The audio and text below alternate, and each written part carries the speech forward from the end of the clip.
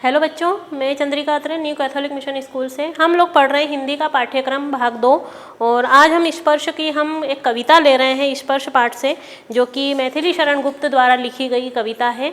कविता का नाम है मनुष्यता। निश्चित है कि आपको कविताएं थोड़ी सी इसमें सारांश के रूप में आपको आती नहीं है, लेकिन फिर भी थोड़ा सा उसका पैराग्राफ समझने में और उसकी व्याख्या समझने में आपको थोड़ा सा शब्दार्थ पर जाना बहुत ज़रूरी है। तो निश्चित है कविताएं हमें तभी समझ में आएंगी जब हमें उनके शब्दार्थों को, उनके शब्दों के अर्थ हमें समझ में आते हैं। तो निश्चित है आज हम पढ़ रहे हैं मैथिली शरण गुप्त की एक बहुत ही सुंदर और कहना चाहिए बहुत ही अच्छी सीख देने वाली एक कविता मनुष्यता। अब देखिए, मनुष्यता शब्द से हमें थोड़ा सा लग रहा है कि एक मनुष्य जो होता है उसके अंदर कैसे विचार होने चाहिए, कैसे गुण होने चाहिए, तो ही वह एक मनुष्यता प्राप्त कर पाता है। यानी कि अच्छा मनुष्य कौन होता है, हमें कैसा जीवन जीना चाहिए कि हम एक अच्छे मनुष्य की गिनती में आए हम। तो हमें यहाँ पर मैथिली शरण गुप्त जी कुछ पंक्तियों के माध्यम से एक मनुष्य को कैसा होना चाहिए, कैसा बनना चाहिए, वो शिक्षा हमें दे रहे हैं। तो सबसे पहला काव्यांश है मनुष्यता का।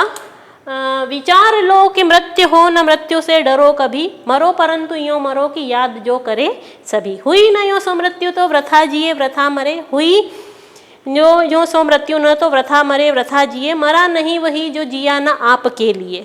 वही पशु प्रवृत्ति है कि आप ही चरे, वही मनुष्य है जो मनुष्य के लिए मरे। तो देखिए पंक्तियों से ही हमें बहुत सुंदर लग रहा है, बहुत बोलना अच्छा लग रहा है, हमें एक पढ़ना अच्छा लग रहा है। पंक्तियों से थोड़ा थोड़ा अगर हम व्याख्या सीखें या पढ़ने की, समझने की कोशिश करें तो हमें मैथिली शरण गुप्त जी इन पंक्तियों के माध्यम से ये बताना चाह रहे हैं कि मनुष्य वही है जो दूसरे मनुष्यों के काम आए। यानी एक मनुष्य को अपने जीवन में हमेशा अच्छे कर्म करना चाहिए। अपनों के लिए तो हम सब कुछ करते हैं, लेकिन हमें ऐसे मनुष्यों के भी काम आना है जिनका हमसे दूर दूर तक कोई रिश्ता नहीं है। यानी हमारे स्वार्थ पूर्ति के लिए नहीं हमें किसी मनुष्य के काम आना है, बल्कि हमें एक अच्छा मनुष्य बनना है। तो हम दो पंक्तियों का भावार्थ करेंगे। विचार लो कि मृत्यु हो न मृत्यु से डरो को। मृत्यु यानी यहाँ पर मरने से कहा गया है, मृत्यु से कहा गया है। कवि का कहना है कि ये तो हमें पता है कि मानव शरीर जो है वो नश्वर है, एक जिसने जन्म लिया है उसकी मृत्यु भी एक न एक दिन निश्चित है।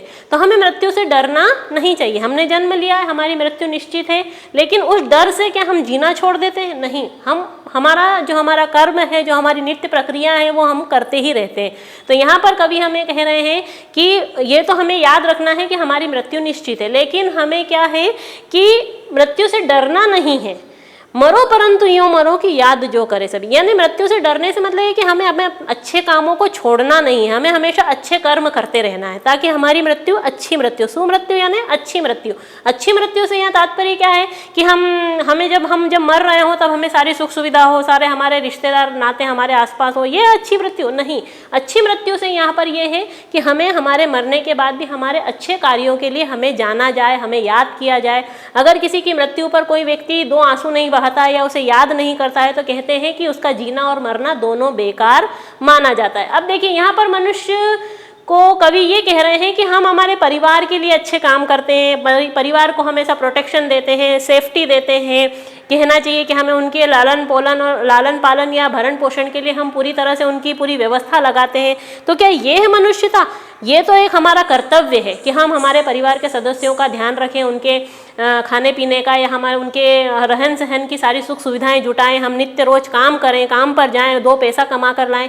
ये तो हमारा एक कर्तव्य है। लेकिन मनुष्यता क्या कि हम ऐसे भी मनुष्यों के काम आए जिनसे हमारा दूर दूर तक कोई वास्ता नहीं है, या जिनके लिए कुछ नहीं है, लेकिन हम फिर भी मनुष्य के नाते, मनुष्यता के नाते हम किसी के कुछ काम आ जाएं, या हमारा कुछ ऐसा काम हो जिससे कि हम सामने वाले की मदद कर सके।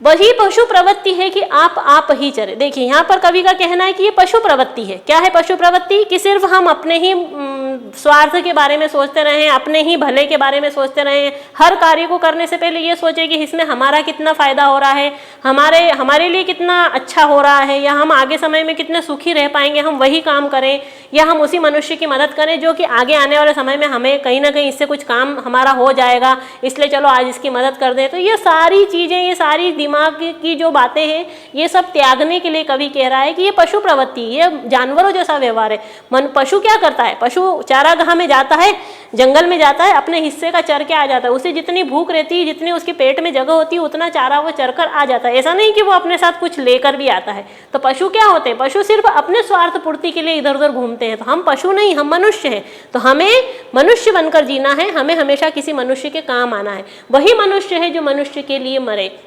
यानी हमें हमारा काम ऐसा चुनना चाहिए या ऐसा करना चाहिए कि जिससे हम दिन भर में किसी 2 लोगों की या 3 लोगों की हम दिन भर में कोई ना कोई मदद करें, या किसी के हम कुछ काम आए, या हमें हमारा जब जीवन समाप्त हमारा हो रहा हो तो हम उस अंतिम समय में भी हम किसी के काम आ सकें। यहाँ पर इन्हीं पंक्तियों के माध्यम से कवि आपको ये प्रेरणा दे रहा है। तो निश्चित है यहाँ व्याख्या आप समझ ही गए होंगे कि हमें जो मानव जीवन है वो हमें किसी के काम आने के लिए दिया गया है। अगली पंक्ति है हमारी काव्यांश 2 है।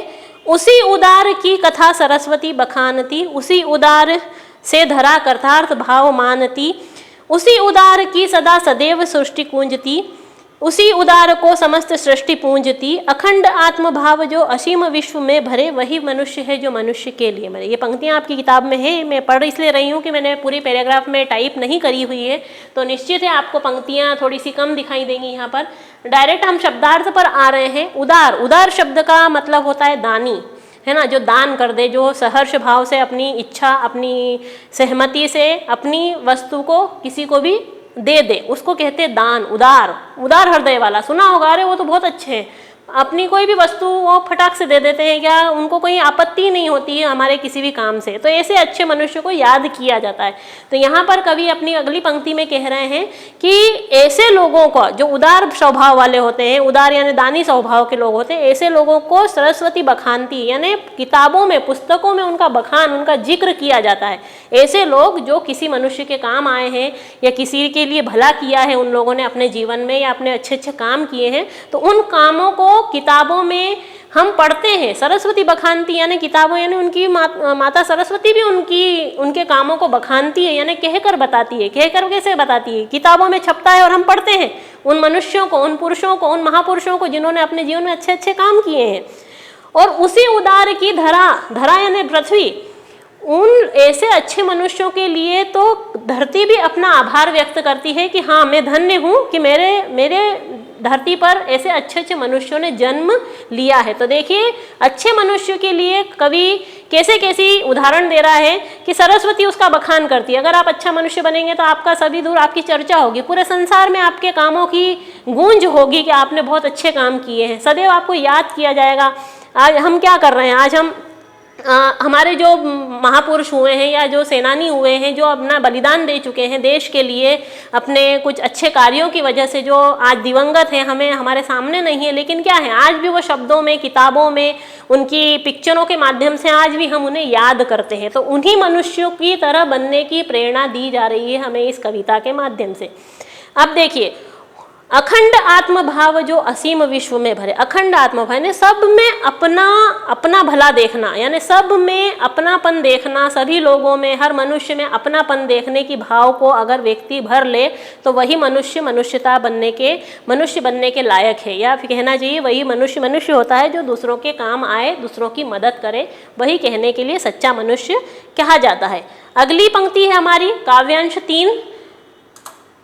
क्षुधार्थ रति देव ने किया करस्त थाल भी। देखिए क्षुधार्थ रति, क्षुधार्थ यानी शब्दार्थ से हम देखते हैं, क्षुधार्थ शब्द का अर्थ होता है भूख से पीड़ित। रति देव एक राजा थे। अब इस पैराग्राफ के पूरे माध्यम से, पंक्ति के माध्यम से मैं पहले पंक्ति पढ़ देती हूँ आपको। क्षुधार्थ रति देव ने किया करस्त थाल भी, तथा दधीची ने दिया परार्थ अस्थि जाल भी। उसी नर क्षितीश ने स्वमास दान भी दिया, सहर्ष वीर कर्ण ने शरीर चर्म भी दिया। अनित्य देह के लिए अनादि जीव क्या कहे क्या डरे, वही मनुष्य है जो मनुष्य के लिए मरे। अब देखिए, अब कविता में कवि ने हमें इस नश्वर शरीर, ये जो शरीर है हमारा, इसके लिए बताया गया है कि ये नश्वर है। इस सुंदर शरीर के लिए हमें कभी अहंकार नहीं करना चाहिए और कहना चाहिए कि इस जो हमें शरीर ईश्वर ने दिया है, जो काम करने के लिए हाथ दिए हैं, बोलने के लिए मुंह दिया है, और जो हमें शरीर प्रदान हुआ है, तो उससे हम अच्छे अच्छे काम करें, उसका हम मोह न करें कि अरे हम ये करेंगे तो हमें कुछ हो जाएगा या हमें लग जाएगी, या हम क्यों किसी के लिए कुछ करें, हमें भी तो नुकसान हो जाएगा, हम अपने प्राणों को हम खतरे में डालकर हम किसी की मदद करने क्यों जाएं। ये सारी बातों को एक मनुष्य को नहीं सोचनी चाहिए, हमेशा अच्छे काम करने चाहिए। तो देखिए यहाँ पर कुछ राजाओं का जिक्र किया है। ये तो चलो शरीर नश्वर है या इसे एक ना एक दिन नष्ट होना है, तो ये सब सारी बातें तो हम भी समझते हैं, लेकिन इस पैराग्राफ में कवि ने कुछ ऐसे राजाओं का जिक्र किया है जिन्होंने अपने समय में कुछ महान दान किए हैं, बड़े बड़े दान कर दिए हैं। दान कर दिए यानी कि एक रतिदेव राजा थे, पहले पैराग्राफ में जैसे बता रही, पहली लाइन से हम एक लाइन से करेंगे कि एक राजा थे, राजा रतिदेव। उन्होंने खुद भूख से पीड़ित थे, खुद को भूख लग रही है, भयंकर भूख लग रही है, बड़ी जोर से भूख लग रही है, लेकिन उसके बावजूद भी द्वार पर आए एक भूखे व्यक्ति को उन्होंने अपने हाथों से भोजन से भरी हुई थाली को दान कर दिया। देखिए ऐसे बहुत कम लोग करते हैं। आप और हम जैसे जो साधारण मनुष्य हैं वो भी अगर करना चाहें तो थोड़ा सा हमें कष्ट होगा, थोड़ा सा हम तकलीफ में होंगे कि अरे हम भूखे हैं, हम सामने वालों को कैसे खाना दे दें, और खाना भी थोड़ा सा ही है। अगर ऐसे विचार हमारे मन में आ जाते हैं तो ठीक निश्चित है कि हमारे अंदर मनुष्यता के गुण नहीं है। तो एक राजा रतिदेव का यहाँ पर कवि ने जिक्र किया है कि उन्होंने खुद भूख से पीड़ित थे, बड़ी जोर की भूख लगी हुई थी उनको खुद को भी, लेकिन फिर भी उन्होंने अपनी भोजन से भरी हुई थाली द्वार पर आए हुए एक व्यक्ति को दान कर दी। तो ये बहुत बड़ा दान हुआ उनके जीवन का, और निश्चित है ऐसा बहुत कम लोग करते हैं, खुद को भूख लग रही है और अपने हिस्से का खाना निकाल कर किसी और को दे देते हैं। वाकई में ऐसे लोग बड़े महान होते हैं। फिर एक और राजा हुए, राजा दधीची, राजा नहीं थे, ये ऋषि थे। ये ऋषि थे, इन्होंने अपनी अस्थियों का, अपनी हड्डियों का दान कर दिया। अपने जीवन काल में इन ऋषि ने अपनी हड्डियों का दान किस लिए किया था? देवताओं की विजय हो इसलिए।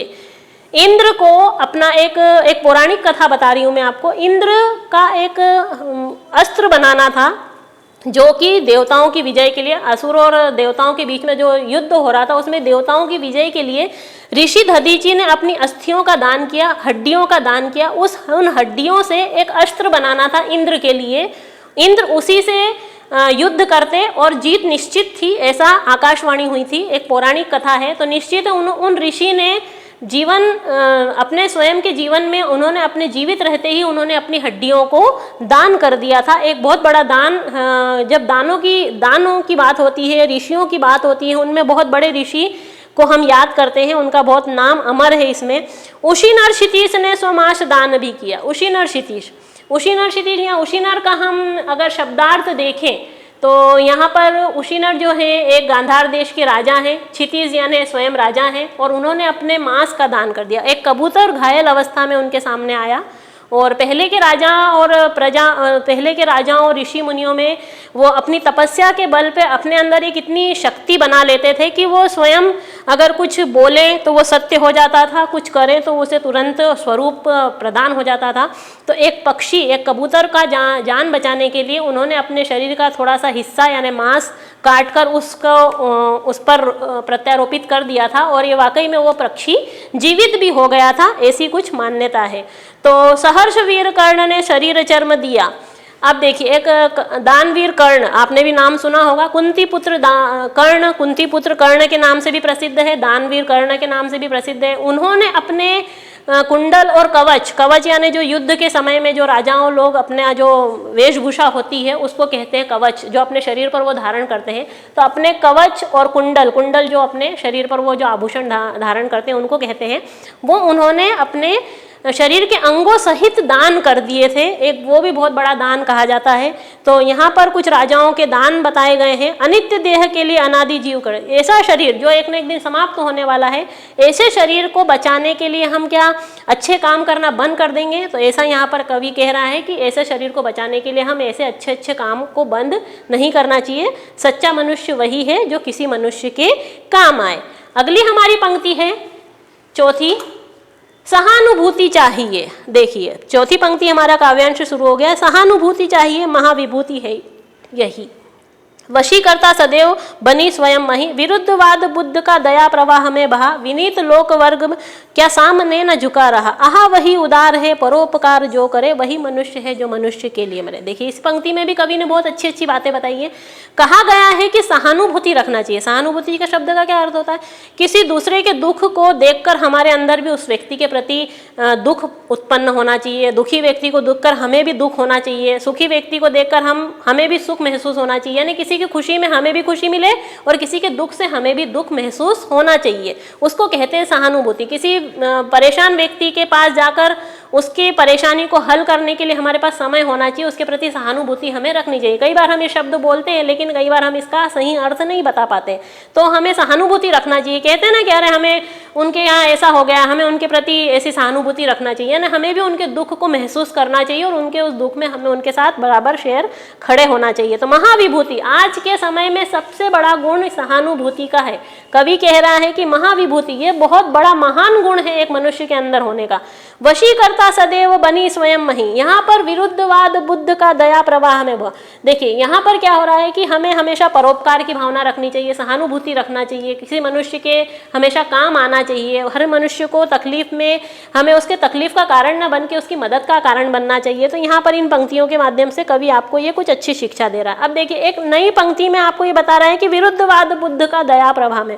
एक समय वह था कि महात्मा बुद्ध का, गौतम बुद्ध का पूरे वर्ग ने विरोध किया था कि नहीं आप जो बता रहे हैं। उन्होंने एक संस्था, एक कहना चाहिए एक मठ स्थापित किया था जिसमें वो अच्छे अच्छे मनुष्यों का शामिल करके एक अच्छी समाज का निर्माण करना चाहते थे जिसमें सभी लोग मनुष्य बनकर रहे, मनुष्यता उनके अंदर हो, अच्छे अच्छे गुण हो उनके अंदर। तो क्या हुआ, कुछ वर्ग लोग ने कुछ विरोध किया उनकी बातों का, लेकिन क्या हुआ कि गौतम बुद्ध कैसे थे, परोपकारी इंसान थे, दयालु थे, अहिंसा को महत्व देते थे, सभी को प्रेम की शिक्षा दे रहे थे। तो क्या हुआ, कुछ समय तक तो उनका सभी ने विरोध किया, लेकिन जब उनका गुण पता चले कि वाकई में वो मनुष्य की भलाई के लिए ये मठ स्थापित करना चाहते हैं या इसी वर्ग में अपना काम आगे बढ़ाना चाहते हैं या अपना पूरा जीवन उन्होंने मनुष्यों की भलाई के लिए बनाया है या समर्पित कर दिया है, तो क्या हुआ, कुछ समय तक उनका विरोध हुआ। बाकी आज पूरा समाज उनके सामने नतमस्तक खड़ा है, वही वह समाज जो एक समय उनका विरोध